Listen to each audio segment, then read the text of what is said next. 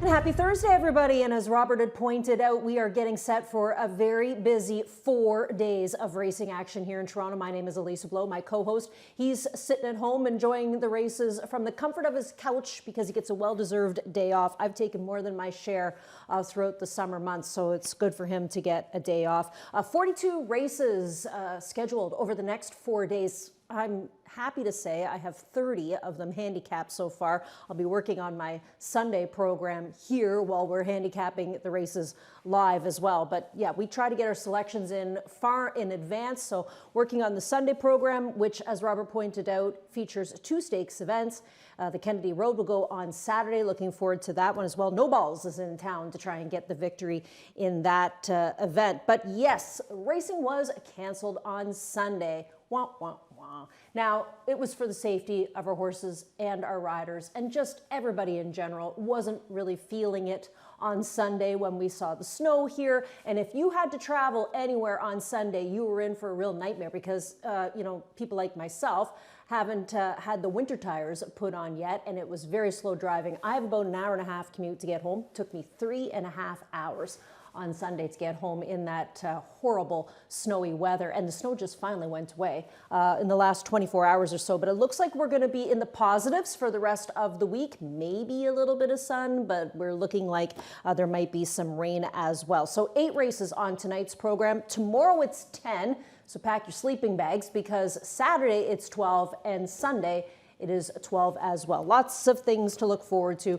over the next 4 days here in Toronto. So we're going to get started with the topic portion of the show now. Our first topic comes up in the opener on the card today, maiden special weight going 3/4 of a mile. You know, I felt for those youngsters, the maidens in the opener on the program on Sunday's card. Thundermaker, of course, was the winner of that event for Kevin Attard and Pietro Moran. But it's a lot for a baby to take in. That weather, of course, was one major factor. And then, of course, the kickback on the racetrack would be another factor, and just how they would handle it all as well. Now here, we did have some rain earlier on. When I was driving in, I actually encountered a little rain-snow mix, but it seems like that's gone away. Now, there will be obviously some moisture on the racetrack, which generally means that the track will play to speed. We'll see if that's how things pan out. Of course, the inside has always been one of the better places to be. In the inside is where Voodoo Doll will break from for conditioner Mark Cassidy. That's one of 2 Vacomas here in this race. Now, if you watch us regularly, you know that both Jeff and I are big fans of Vacoma. Anytime we see an offspring from that sire, we take a close look because he's a 24% debut sire. So he's always somebody that you need to watch out for. But that being said, the filly looks like she could dominate here in the opener on the program. Kevin Attard and Pietro Moran teamed up for a nice win in the lone race on the Sunday program, as I mentioned, with Thundermaker. But Ada Claire is the horse that I'm referring to right now for Kevin as we take a look at Robert, who went over to visit Voodoo Doll, who is at 8-5 right now. She is taking the bulk of the support. This is her groom, Jensen, his groom. But getting back to the 5, Ada Claire, who is the filly taking on the boys here in this race and seems to be the power player in this event as well because she debuted in the Glorious Song. So obviously Kevin had some very high hopes for her, a daughter of Quality Road.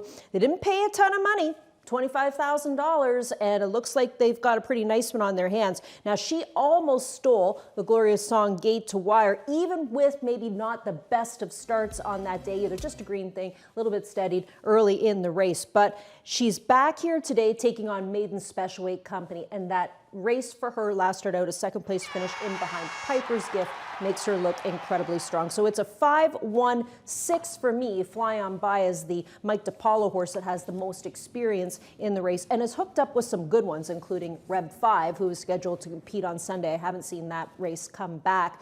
The good news for those of you as we move over to race number 2. The good news is, for those of you who did your handicapping on Sunday's program, for last Sunday, the canceled card, 7 of those races come back tomorrow. So hopefully you didn't throw your programs out with all your handicapping work done, and you are able to automatically have 7 races basically handicapped again, with the exception of some post positions changing. But over we go to race number 2, a 5 non-2. These $5,000 claimers, you know, they're always going to draw a fairly big field because you get an opportunity to run for that bottom basement price tag here in Toronto. This is a tag we don't write until the Fort Erie meet has ended, and now here they show up for $5,000. Now you always have some Fort Erie horses that will be in the mix, but the only one in this race is the 6, that being 10 to Midnight, who had been stationed here regularly and just went down to Fort Erie to get her maiden out of the way. You know, you look at all these droppers and you think, you know, who is the best of the bunch? Now, last start out, I love Jinx Me when that horse broke her maiden for $7,500. I thought she was the only runner in the race, to be honest. And the second place finisher, M. Chamas, has since come back to win. This is also where we kick off the $50,000 guaranteed pick 5. I think Zipfire is the horse to beat here because we've talked about this before, Jeff and I. You know, you're trying to sort out some of these bottom end claimers, and you're looking for a horse who's at least shown some interest. And a horse who shows up on the clocker list is a good one too, that being Not So Swift, because obviously when you show up on the clocker list, it's the work that Ernie saw that he really liked and tabbed this horse as one to watch out for. He says this one outworked a horse by the name of Midnight Sadie, and might like the cutback here to 5.5 furlongs. But I still think Zipfire has at least shown us some interest. The last 4 races are good ones, with a second, a third, and a 4th place finish. Now that last start out for her might have been the start that kind of bothered her because she leapt into the air when they broke the horses. And so, you know, she's obviously starting behind the 8 ball at that stage, but they added the blinkers for that race. Maybe she just wasn't sure what was going on with those blinkers on, and Sid is quick to take the blinkers off here for race number 2. So that is the second half of the early double, also where we kick off the guaranteed $50,000 pick 5. Our next topic comes up in race number 4. So we're going to skip the 3rd. We'll go to the 4th, Maidens for 10. Maidens for 10, same thing as anything for $5,000 here in Toronto. You know, you're always going to see a big field. You know, Maidens for 10 is basically one of the lowest price tags you can run for here. When Fort Erie goes, you know, well, they'll have Maidens for $5,000, and who knows, we might offer that at some point in time. But Maidens for 10 is what we got now. 1 1/16 mile the distance with a massive group of 14 horses. So you have to sort through, in my opinion, you know, the way I do it is the horses that I think are automatic tosses. I just put lines right through them, so then I can narrow it down to maybe 6 or 7 horses that I think are players. And when I narrowed it down, I came up with a couple. The 5 very collected, and we'll talk about that one, but I want to show you this replay from the 11, that being Conquer the Storm. Now, I don't know if this horse can give you 2 really big efforts back to back, because this was basically a winning race for this horse. Hadn't shown any type of form, none whatsoever. Gets Salas aboard on October the 23rd, and you know what? Salas rode the hair off of this horse, and that I respect. You know, he never took a breather with her. Is she that kind of a lazy horse that needs to be ridden very hard? That could be very much possible, but Salas worked for his money on this day. Huge effort. Right here you're thinking there's no way she's going to get close to Bling the Money Home, who's the horse up in the top spot. But watch this. In the final 16th, with Salas continuing to do some hard work with her, she almost is able to get the win. Couple more jumps and she would have had it. So, you know, can she come back with another massive effort? Sometimes I've found that horses like this can bounce, just because it's like the best race of their lifetime. And can they give you another one, or did the light bulb go on? Like, there's another horse on the program on Saturdays called Carrick on Stage. That's the same thing. Kathy Renfrew horse hadn't shown you anything, and then comes up with this monstrous performance in the most recent start. So it makes you wonder, like, did the light bulb go off? Do I use this horse, or do I go back to the previous form and say this horse could could, you know, it was just a fluky thing. Was it a fluke with Conquer the Storm? We'll find out. But the 5 is where I'm headed, with very collected Kevin Attard, Pietro Moran. The horse was 4th last start out. Now, Moran was aboard on that day. Blinkers are going on here today. You just got to watch out for anything that Kevin's running, especially when he's, you know, taking these edges and running them for the lower price tags. They're horses that just don't suit his barn, and he's basically saying, if you want them, come and get them. And a horse like that with tons of conditions, you know, might be very tempting to say a Fort Erie-based conditioner. Race number 5 is where we head to next. That's a $7,500 claiming event and a wide open 75. There's a couple of vet scratches from this race. One is Gizmo's BFF, who's had a fantastic season. So if she's got to sit in the barn, that's okay. No Whammy comes in off of a massive win. That horse, unfortunately, is a vet scratch from this race as well. So it gets us down to a field of 8.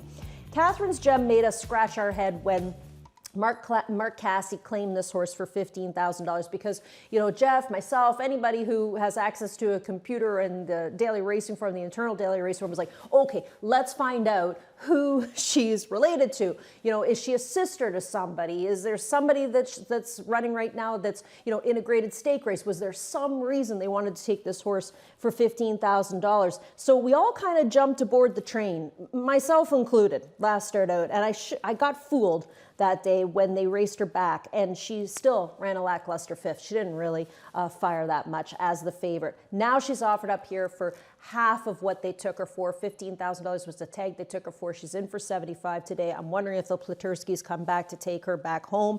The 6 Matoli Power, I think, is the horse. You know, she's had a good season. You know, she very rarely gives you a clunker. She's that type of horse right now that we tend to gravitate towards. You know, these horses that are at least showing some decent form. And she hooked up with a horse by the name of Love You Lippy last start out, who's been well placed and has been able to win a number of events this season. So I'm going to use the 6 over the 9, and then I'll toss in the 4, that being Magic Modi. You know why? I've been keeping my eye on this, and it has been working. I'm calling it the Raffi factor, when Raphael gets on horses for the very first time. He's getting on Magic Modi for the very first time. This could be an interesting move as Hall of Famer Bob Tiller employs him here in this event. So that is race number 5 on the card. We have 8 races in store for you tonight. We are going to take a quick commercial break. When we come back, we'll get a look at race number 6.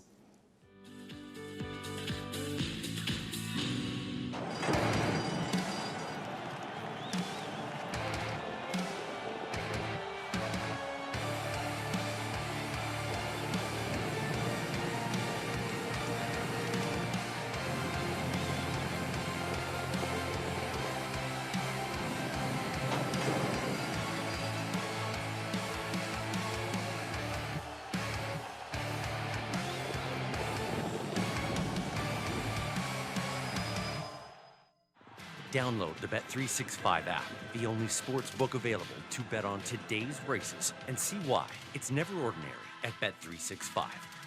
If whiskey could talk, Johnny Walker Black Label would sing with notes of sweet, smooth coffee, rich fruit, and a touch of smoke. Tastes as good as it sounds.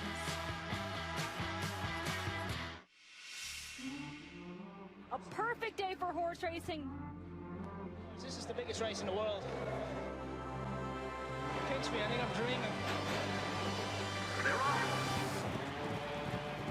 And they're into the stretch. 2 of the great racehorses in the world. Giant Killer, by name and by nature. A race for the ages. Ignite World Racing presents Bahrain's Showpiece Horse Race. Catch it on Sportsnet 1. 29 minutes to go before the opener on this Thursday evening as we get a look at the horses for race number 6 on the program. This is a maiden special weight going 1 1/8 miles, so an extended distance here in this event. And it's also where we kick off the final pick 3 of the evening. Now, you know, maiden special weight, obviously you're going to find some horses here with some nice pedigree. No first-time starters. Everybody has made it to the races and has some form for us to go off of. And that includes the 7, a Fleet Flatter, who goes out tonight for conditioner Kevin Attard. Now, what's interesting is that he's going to hire Kaveh Nichols to ride this horse here tonight. This is very limited. He's had very, very limited starts with Kaveh aboard. Now, the last race, this is the replay that you're taking a look at. This is the maiden special weight going a mile and a 16th on the synthetic surface. Now, the horse had only tried racing on the synthetic once before. It was in the career debut against maiden special weight runners as a 2-year-old. But watch this, because Pietro's aboard on this day. He gets after her early, so he's trying to teach her a lesson. There's lots of motivation here, and then he's able to swing her into the inside. Now, if you've been playing this racetrack this season, you know that the rail is golden, golden, golden, golden. And so horse is able to close up some ground there once she gets over to the rail. Now, is she the horse to beat here tonight? I think so. What I find interesting is that Kaveh gets a great opportunity here for Kevin. I've always been a Kaveh fan. I have said this numerous times on the show. I think he's one of the more underrated riders in the room. So this is a great opportunity for him to ride this particular horse, who comes in off of work on the training track in 47 and 4. So that's our dirt surface.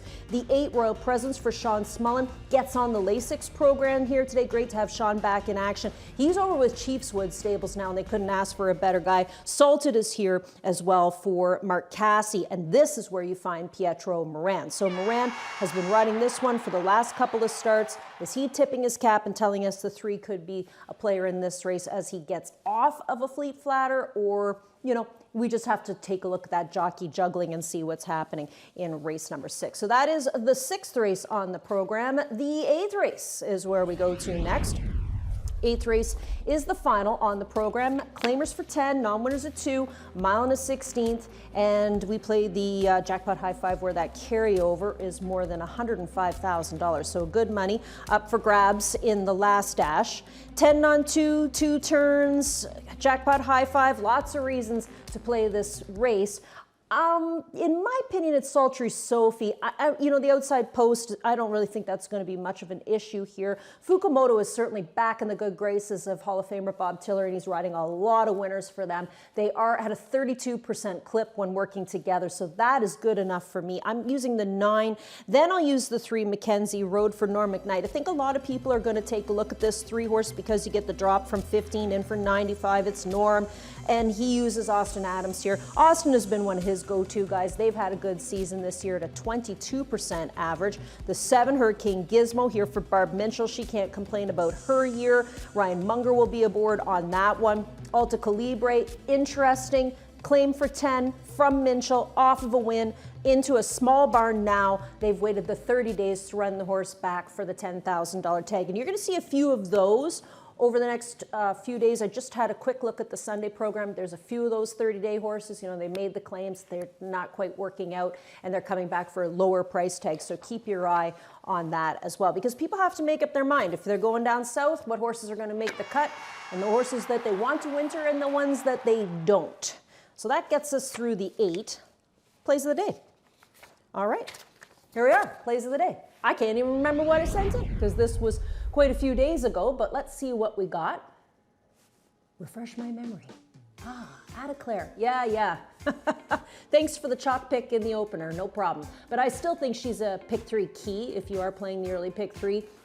Race number 3, we didn't talk about the 3rd race tonight, but the 3rd race is, let me just go to it, a 5. Oh, yeah, these are these 5 non-winners of 3 or non-winners of a race in a year. It's also where we kick off the jackpot power pick 6. I think Googly Eyes is a contender in here. This is fresh legs this time of the season, and taking the drop in for the all-time low tag of $5,000. Matoli Power in race number 5 on the card. We talked about that one to try and beat the favorite with. That's why I'm suggesting win place just in case.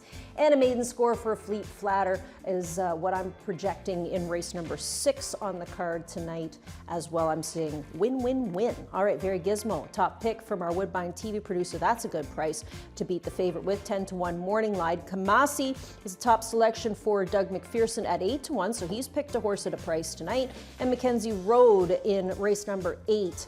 That one's from the McKnight outfit. at 5 to 2 for Ron Gierkink from the Daily Racing Form. We have a clocker horse tonight too, and I know we put that up earlier on, but just a reminder, we do have a clocker horse, and that is Not So Swift in race number 2 for conditioner Norm McKnight. We'll put that back up on the screen for those of you who like to play Ernie Perry's clocker horses. They do pop up at a pretty good percentile, so Not So Swift in one of our lower price claiming events tonight. A horse that Ernie thinks will be a player. As mentioned, we have a very busy 4 days of racing action coming your way. 42 races in total. We'll do 8 tonight. We'll do 10 tomorrow, 12 on Saturday, including the Kennedy Road, and then another 12 on Sunday, including 2 more stakes events. It's a very busy 4 days coming your way, and it all starts in 23 minutes time. Good luck.